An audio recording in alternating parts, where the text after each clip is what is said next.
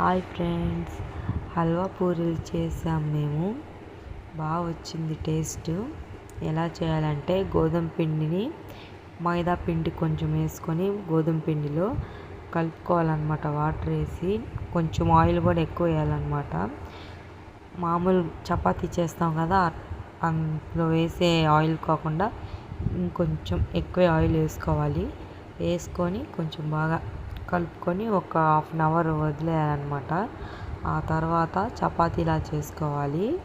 చపాతీలు చాలాగా ఒత్తుకొని హల్వా వేసుకోవాలన్నమాట. ఆ హల్వా ఎలా చేయాలంటే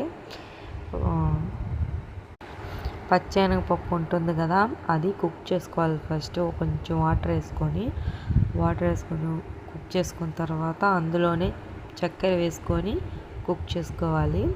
వాటర్ ఎక్కువ వేయకూడదు, మళ్ళీ పాకం నీళ్ళు వచ్చేస్తుంది అనమాట. అందుకని నీళ్ళు ఎక్కువ వేయకుండా కొంచెం గట్టిగా వచ్చేటట్టే చేసుకోవాలి.